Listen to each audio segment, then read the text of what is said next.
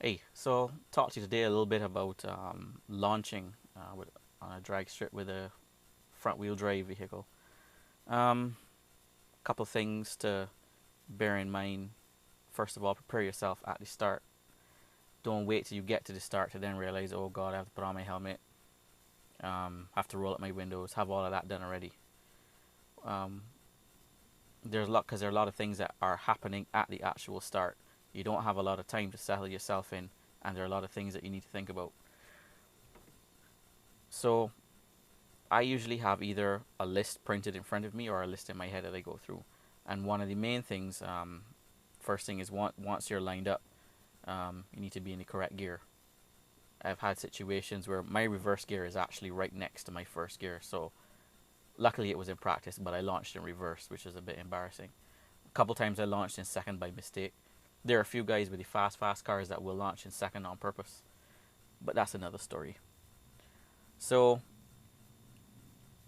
once you get to the start line, you have your tree that you need to pay attention to. And our trees have two lights at the top for the stage and pre-stage that lines you up. We then have three orange lights, green light, and a red light. The red light is if you jump the start.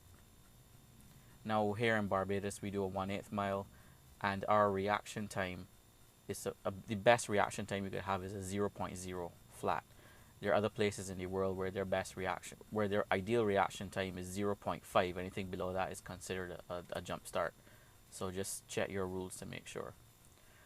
So you have your orange lights, and they come down in half-second intervals to the green light.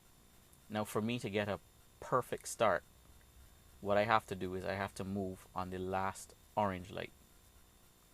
So by the time I see that last orange light come on, drop the handbrake, start moving, so that by the time all of that happens, by the time your body drops the handbrake, your feet start moving with the pedals to move off, half-second is gone and you launch perfect. A couple other things that I've noticed with some of the other competitors is they all complain about not having, just wheel spinning on the line and stuff like that. Yes, some of it is legitimate traction issues, but some of it too is they just think that you launch on the limiter, pop the clutch, and away you go. And they just sit there wheel spinning, and going absolutely nowhere. So you need to learn your car.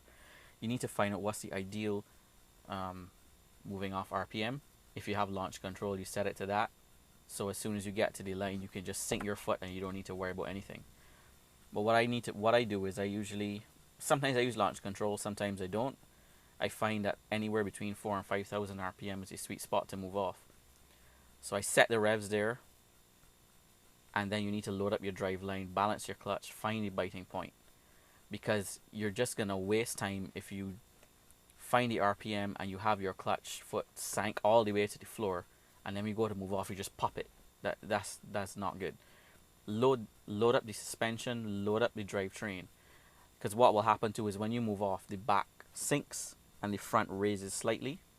But when you load up your drive line just before you move off, the back will sink and you have it all under control using the clutch and the handbrake. So hopefully in some of the videos after this, you'll see what I do at the start line.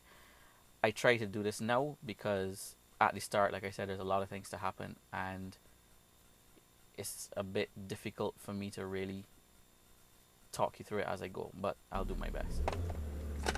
Alright, it's doing a bit of practice now. We have to reverse into our start zone.